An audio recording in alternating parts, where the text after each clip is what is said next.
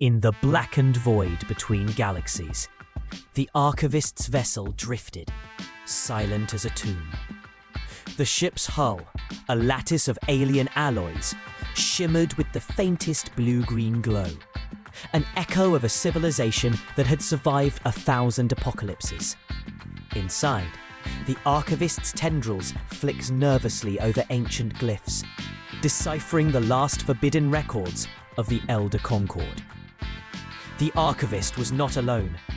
Representatives from the Cathar Dominion, the Selenite Collective, and the Veyran Ascendancy watched, their eyes, compound, crystalline, or liquid, fixed on the holographic display. The Council of the Ancients had summoned them to witness the unsealing of the most dangerous secret in the galaxy. For eons, a single world had been quarantined, its existence erased from star charts, its signals jammed, its visitors never returning. The world was called Terra, and today the truth would be revealed. The archivist's voice, a chorus of harmonics, broke the silence. We have always believed the Terrans were a primitive, inconsequential species, but the records suggest otherwise. They were not isolated out of mercy, they were contained out of fear. A ripple of unease passed through the chamber. The Cathar warlord, his chitinous armor scarred by centuries of conquest, scoffed. Fear? Of mammals? What could they possibly do? The archivist activated the first record.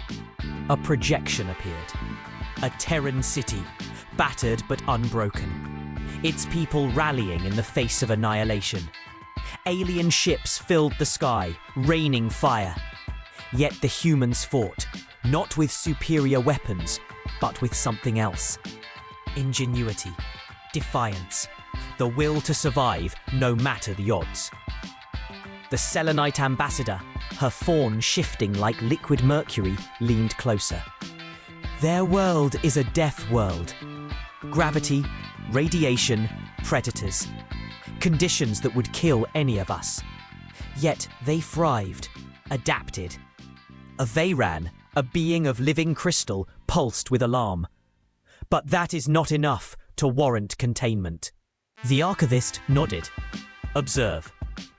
The next record played. A Terran soldier, cornered by an armored behemoth. Outmatched, outgunned. Yet she improvised, turning the environment, turning the enemy's strength against itself. In minutes, the behemoth was down, the human victorious. The pattern repeated again and again. Humans refused to die. They learned. They adapted. They broke every rule of engagement the galaxy had ever known. If you're enjoying this story so far, don't forget to subscribe to Apex Fleet HFY for more epic tales of human ingenuity and defiance. And hit the like button if you believe humanity always finds a way. The chamber grew colder as the archivist revealed the final record. It was not a battle, but a negotiation. The first and last attempt by the Elder Concord to make contact with the Terrans. The envoys arrived with gifts and warnings. The humans listened, asked questions, and smiled. Then, quietly, they dismantled the envoys' technology, reverse-engineered it, and built something new.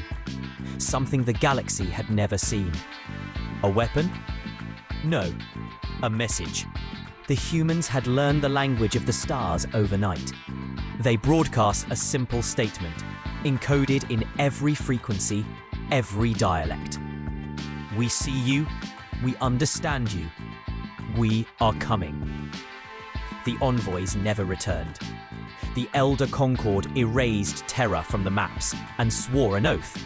Never again would they risk awakening the sleeping horror. The Cathar warlord's bravado faded. They are monsters. The Selenite ambassador shuddered. No, they are survivors.